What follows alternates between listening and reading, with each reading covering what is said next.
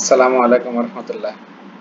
প্রাথমিক বিদ্যালয়ের সম্মানিত প্রধান শিক্ষক এবং সহকারী শিক্ষকবৃন্দ, baseline assessment plan for recovering plan gaps subject English class 4 অর্থাৎ চতুর্থ শ্রেণীর শিক্ষার্থীদের ইংরেজি বিষয়ের বেসলাইন পরবর্তী যে লার্নিং গ্যাপস রয়েছে সেটার উপর রিকভারিং এর উপর আমি একটা প্ল্যান করেছি। সেই প্ল্যানটি আপনাদের সাথে শেয়ার করব।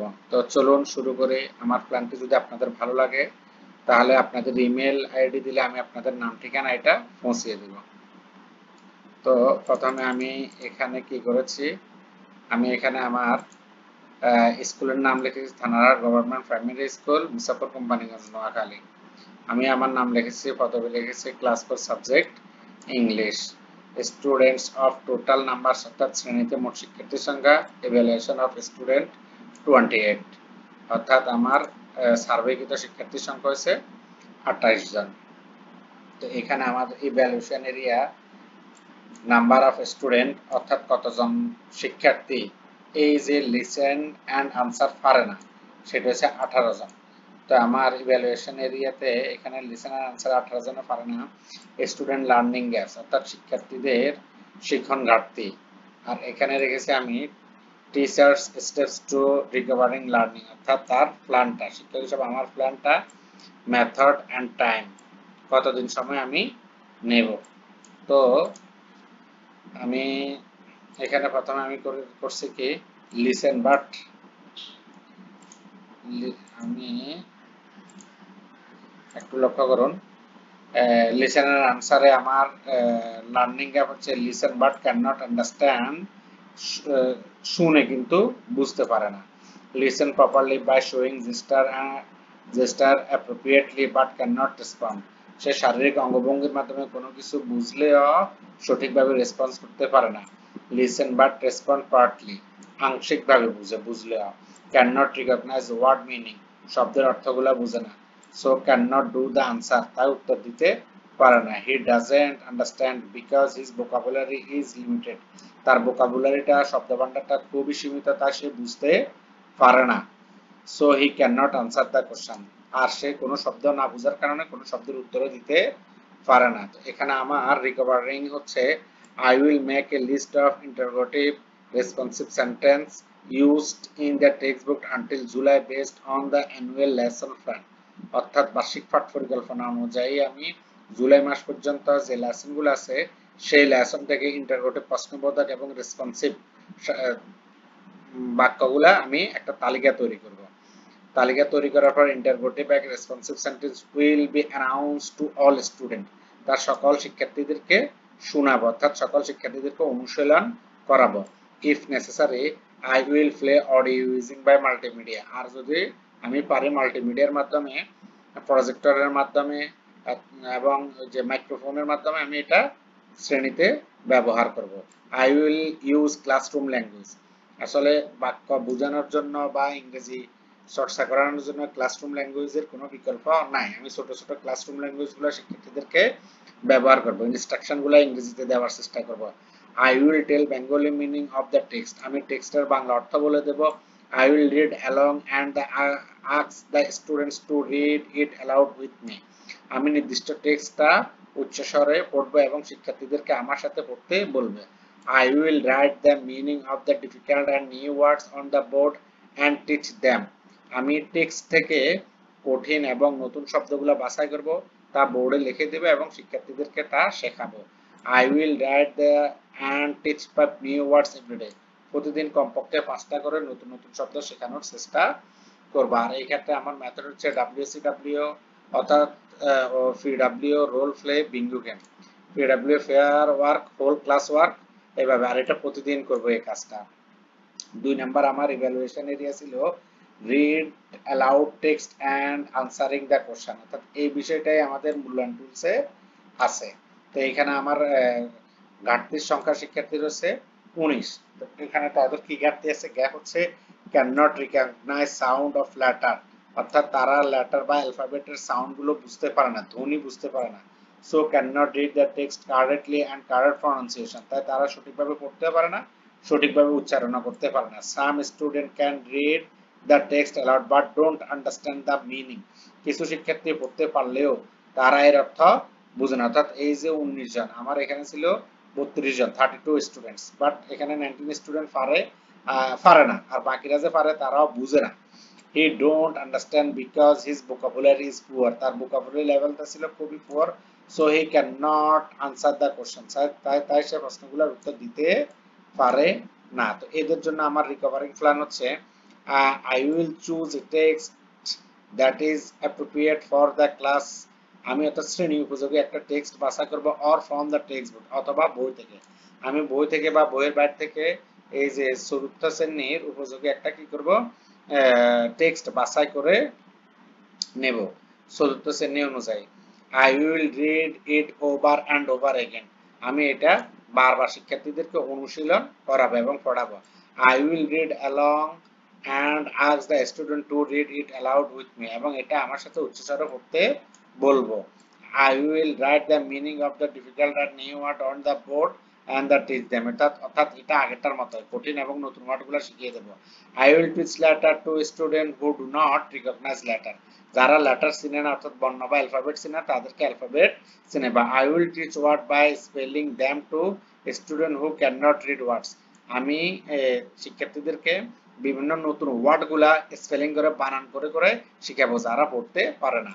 I will practice easy to answer true false and fill in the blanks question, আমি শিক্ষার্থীদের যে কোনো প্রশ্নের উত্তর দিতে fill in the blanks Dev, true false দেব, যাতে করে তারা সহজে কাজটা করতে পারে। সহজ পদ্ধতিতে দেব, সহজ পদ্ধতিতে শিখবে। আর এটা জিডব্লিউ পিডব্লিউ ম্যাচিং গেম 16-17 কর্মদিবস এটা করব। 3 নাম্বার মূল্যায়ন টুলসে আমাদের প্রশ্ন ছিল write the numbers in word. তো এখানে আমার লার্নিং গ্যাপস হচ্ছে কি স্টুডেন্ট, এখানে আমার লার্নিং গ্যাপ হচ্ছে কি, এই যে আমি দেখাচ্ছি একটু, student fail to spell the word correctly, অর্থাৎ তারা সঠিকভাবে স্পেল বানান করতে পারে না। ক্যান নট রিড ইংলিশ, ইংরেজি পড়তে পারে না। So he don't count and write the number, তার সাথে নাম্বার পড়তেও পারে না, লিখতেও পারে না। আর এখানে সংখ্যা হচ্ছে 15 জন। তো এদের জন্য আমার রিকভারি প্ল্যান হচ্ছে I will help student recognize number using number card, আমি তাদের জন্য নাম্বার কার্ড দিয়া নাম্বারগুলা ব্যবহার শিখাবো। I will practice writing the numbers in word few times, আমি অল্প কিছু সময় ধরে তাদের জন্য এই যে নাম্বারগুলা লেখা শেখাবো। I will teach the spelling of number using number cards, নাম্বারগুলা নাম্বার কার্ডের মাধ্যমে শেখাবো। তো এখানে আমার উপকরণ হচ্ছে বা ম্যাটেরিয়াল হচ্ছে নাম্বার কার্ডস, পিডব্লিউ, আর কৌশল হচ্ছে পিডব্লিউ, আইডব্লিউ, জিডব্লিউ এবং মাল্টি মিডিয়া। এই কাজগুলো 6-7 দিন করব, নাম্বারগুলো তারা 6-7 দিনের মধ্যেই পারবে। 4 নাম্বার আমার প্রশ্ন ছিল write the ordinal numbers in word, তারা অর্ডিনাল নাম্বারগুলো পারে না। তো এটার জন্য আমি কি করব, তাদের ঘাটতি, এটা পারে না 17 জন, তাদের জন্য ঘাটতি হচ্ছে can not write ordinal numbers in word, তারা ইন ওয়ার্ড মানে বানান করে পারে না। রাইট উইথ স্পেলিং মিস্টেক, তারা বানান ভুল করে। অ্যাব্রিভিয়েশন এন্ড এরর্স, তারা অর্থাৎ সংক্ষিপ্তভাবে তারা পারে না এই যে অর্ডিনাল নাম্বারগুলা। তো আই উইল প্র্যাকটিস, আমি তাদেরকে প্র্যাকটিস করাবো saying and reading in order using ordinal number cards, আমি নাম্বার কার্ডের মাধ্যমে তাদেরকে এই যে অর্ডিনাল নাম্বারগুলা বলতে এবং পড়তে সহায়তা করবে। I will practice speaking and reading by spelling and writing in notebook, আমি তাদের খাতায় এই যে কাজগুলা নাম্বারগুলা বানান করতে, পড়তে এবং বলতে সহায়তা করব। I will teach reading and writing the abbreviate and full forms of ordinal numbers, আমি এই যে অর্ডিনাল নাম্বারের সংক্ষিপ্ত রূপ এবং পূর্ণরূপ শিক্ষার্থীদেরকে শিখিয়ে দেব। নাম্বারস এন্ড কার্ডস, এটা হচ্ছে আমার উপকরণ। আর কৌশল হচ্ছে পিডব্লিউ, আইডব্লিউ, জিডব্লিউ এবং মাল্টি মিডিয়া। এটাও 6-7 কর্মদিবস করলে আমার কাজ হয়ে যাবে বলে আমি বিশ্বাস করি ইনশাআল্লাহ। তো 5 নাম্বার প্রশ্ন ছিল write the names of weekends, অর্থাৎ 7 দিনের নাম লেখা। তো এগুলা কি করব আমি, এদের আমার গ্যাপস আছে 14 জনের। তো 14 জনের কি গ্যাপস আছে, can not say correctly and write the name of 7 days of the week in English, অর্থাৎ তারা ইংরেজিতে 7 দিনের নাম বলতেও পারে না, লিখতেও পারে না, এই 14 জন। আর বাকিরা মোটামুটি পারে। তো এই 14 জন নিয়ে আমার প্ল্যান হচ্ছে At the end of the lesson, I will teach them to read and write the name of weekend day by breaking them into this level. আমি লেভেল অনুযায়ী পাঠ শেষে আমি শিক্ষার্থীদেরকে লেভেল অনুযায়ী যে উইকডেজ গুলো অর্থাৎ 7 দিনের নাম পড়াবো এবং লেখাবো। I will help the student to read, spell and memorize the name of 7 days by looking the chart. আমি এটা কি করব, এই যে 7 দিনের নাম একটা তালিকা করব, একটা চার্ট করব। যে চার্ট অনুযায়ী শিক্ষার্থীদেরকে এটা বানান করে পড়তে সহায়তা করবে এবং এটা মুখস্থ করে করতে বলবো। তা এর কৌশল হচ্ছে কি, name of the weekend chart অর্থাৎ 7 দিনের নামের একটি তালিকা, আর এটা 6-7 দিন করাবো। তো 6 নাম্বার হচ্ছে আমাদের মেকিং সেন্টেন্স। আর মেকিং সেন্টেন্সে হচ্ছে কি 24 জন শিক্ষার্থী সেন্টেন্স মেক করতে পারে না। তো কি পারে না, student can not make English sentence, তারা ইংরেজি সেন্টেন্স করতে পারে না। Can not recognise word meaning, can read English correctly, সঠিকভাবে ইংরেজি পড়তেও পারে না। তো তাদের জন্য আমার রিকভারিং প্ল্যান লার্নিং হচ্ছে can not write English letter specially B D small letter and capital letter correctly. তো তারা যেহেতু এটা পারে না, তাদের জন্য আমি কি করব, বিডি তারা ঠিকমতো করতে পারে না, সি সি পারে না, ক্যাপিটাল লেটার স্মল লেটার পারে না, তাদের জন্য I will give the student a word and to say to make sentence with it. I will give the student a word, আমি তাদেরকে একটা নির্দিষ্ট ওয়ার্ড দেব, and say make a sentence with it, এবং এটা দিয়ে কি করতে বলবো, একটা সেন্টেন্স মেক করতে করব। যেমন বলা যায় যে school, I go to school, I eat rice, happy, I am happy. ছোট ছোট এভাবে যদি শব্দ দিয়ে আমি তাদেরকে সেন্টেন্স মেক করে, তাহলে আশা করা যায় তারা ভালো সেন্টেন্স মেক করতে পারবে। Student will complete the incomplete sentence, কিছু কিছু শব্দ দিবে আই গো টু ড্যাশ, সেখানে তারা আই গো টু হোম দিবে, আই গো টু স্কুল দিবে, এভাবে দিয়ে তারা তাদের মনের মতো করে ইনকমপ্লিট সেন্টেন্সকে কমপ্লিট করবে। I will let you make a sentence by filling in the blanks, fill in the blank দিয়ে আমি তাদেরকে বাক্য প্র্যাকটিস করাবো, নতুন বাক্য তৈরি করতে। I will teach the word meaning related to lesson and provide practice in the applying the context. আমি এই যে তাদের যে টেক্সট আছে টেক্সট থেকে ওয়ার্ড মিনিং সম্পর্কিত শব্দগুলো প্রোভাইড করব এবং তা ব্যবহার করতে বলবো। I will encouraging student to use the short English sentence while speaking with the teacher and classmate.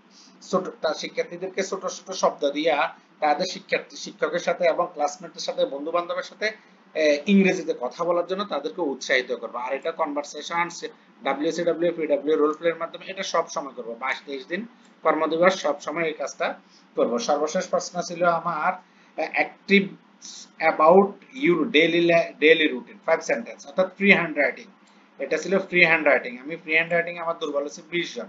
তো এরা কি দুর্বলতা আছে তাদের, গ্যাপসগুলা, student can not make English sentence, ওই যে আগেরটার মতো সেন্টেন্স মেক করতে পারে না। Can not recognise word meaning, এই ওয়ার্ড মিনিং পারে না। Can not write the correct form of the number person verb, তারা নাম্বার পারসন ভার্ব এগুলা পারে না, তাদের ওয়ার্ড মিনিংও কম, তাই তারা বাক্য সাজাতে পারে না। তো তাদেরকে নিয়ে আমার কাজ হচ্ছে I will discuss my daily routine in Bengali. আমি কি করব, আমার ডেইলি রুটিনটা বাংলা করব, অথবা একজন শিক্ষার্থীর ডেইলি রুটিন বাংলা বলতে বলবে। Then I will ask the student to say it English in simple sentence, তারপর শিক্ষার্থীদেরকে এটা ছোট ছোট ইংরেজি সিম্পল সেন্টেন্সে ইংরেজি করতে বলবে এবং আমি সহায়তা করব। I will help the student, আমি তাদেরকে সহায়তা করব। I will set a sentence structure and let the sentence to talk and write about your daily life using the structure, অর্থাৎ এখানে শিক্ষার্থীদেরকে একটা স্ট্রাকচার তৈরি করে দেব, 5 বাক্যের, 3 বাক্যের, 6 বাক্যের। এই স্ট্রাকচার অনুযায়ী সে শুধু স্ট্রাকচার ঠিক রেখে সে তারটাই স্পেলিং করবে এবং তারটা কি করবে, পড়বে বলবে। তো এই কাজটা WCW, PW রোল প্লে, আর এটা 22-23 কর্মদিবস কাজ করবে। তো এই ছিল মোটামুটি আমার plan, step 2 recovering plan for class 4 subject English. তো সকলকে ধন্যবাদ। আসসালামু আলাইকুম ওয়া রাহমাতুল্লাহ।